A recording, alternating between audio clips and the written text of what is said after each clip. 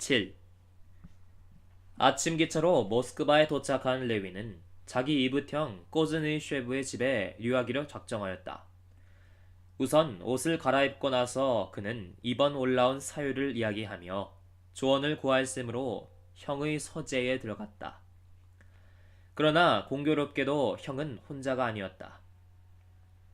거기에는 철학상의 극히 중대한 문제에 관하여 그들 간에 생긴 오해를 해명하기 위해서 일부러 하리코브에서 찾아왔다는 저명한 철학 교수가 앉아 있었다. 당시 교수는 유물론자들을 반대하여 열렬한 논쟁을 전개하고 있었는데, 한편 세르게이 꼬즈니쉐브는 큰 관심을 가지고 이 논쟁을 주시하여 오던 차 교수의 최근 논문을 읽고 자기의 반대 의견을 서신으로 교수에게 써보냈던 것이다. 그는 유물론자들에 대하여 지나치게 다대한 양보를 하였다고 교수를 탓하였다. 그리하여 교수는 이 문제를 해명하기 위하여 즉시로 찾아 올라온 것이었다. 논의는 당시 유행하던 문제, 즉 인간 활동에서의 심리적 현상과 생리적 현상 간의 경계가 있느냐 없느냐, 만일 있다면 대체 어디에 있는가 하는 문제를 중심으로 벌어지고 있었다. 세르게이 이와노위치는 누구에 대해서나 동일한 부드러우면서도 싸늘한 빛을 띤 가벼운 미소로 아우를 맞이하며 그를 교수에게 소개하더니 다시 담화를 계속하였다.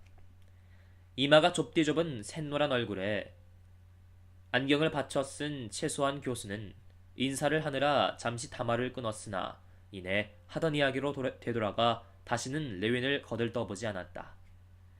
레윈은 교수가 떠나갈 때까지 기다릴 작정으로 자리에 앉았다.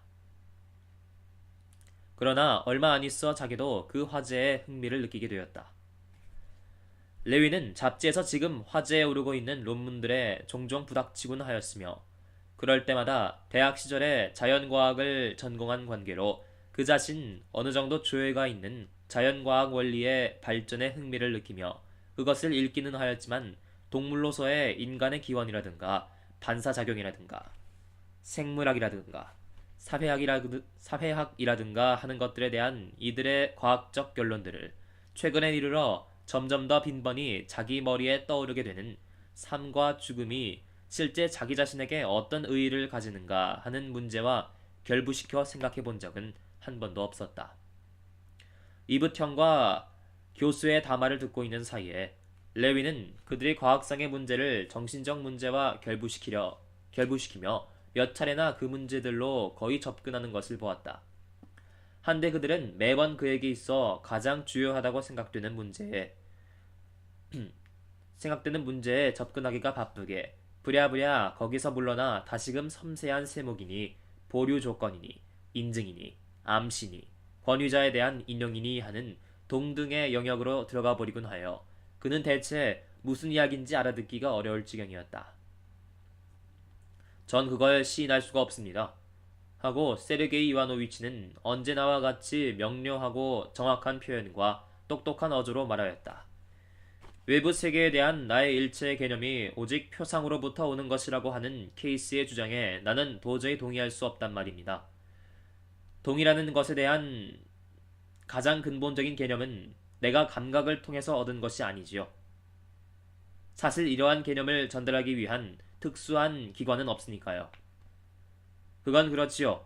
하지만 그네들 브루스트나 크나우스트, 프리빠소브는 실시 이렇게 당신께 대답할 것입니다. 당신의 존재의식은 감각의 결합에서 산생된 것이다.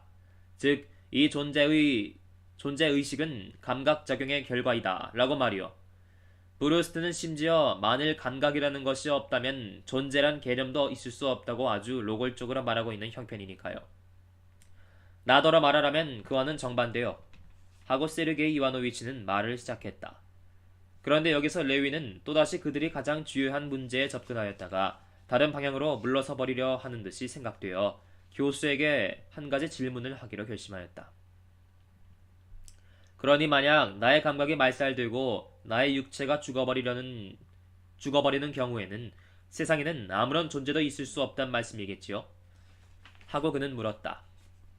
교수는 뜻하지 않은 말참견에 마치 정신적 고통이라도 느끼던 듯 매우 못마땅한 얼굴로 철학자라기보다는 차라리 목도꾼을 연상시키는 이 건장한 치구의 이상한 질문자를 흘끔 돌아보더니 대체 이런 어리석은 질문에 무어라 대답을 하면 좋겠냐 하고 묻기라도 하는 듯 세르게이 이와노위치에게 눈길을 돌렸다. 그러나 세르게이 이와노위치는 교수처럼 다음화에 열중하지도 않았고 또 그처럼 자기 고집만 내세우지도 않았던 까닭에 그의 머리에는 교수에게 답변을 하면서 아울러 이와 같은 질문에 내포된 그 단순하고도 자연스러운 관점을 이해할 만한 여유가 남아 있었다. 그는 넌지시 웃음을 띄우며 말하였다. 우린 아직 이 문제를 해결할 권리가 없지. 충분한 자료가 없지요. 이렇게 맞장구를 치고 교수는 자기의 롱거를 계속 부어넣었다.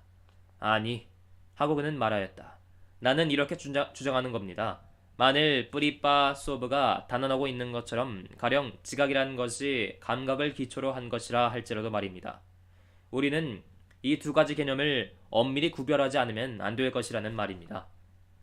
레위는 그 이상 두 사람의 말을 귀담아 들으려고도 않고 다만 교수가 떠나가기를 기다릴 뿐이었다.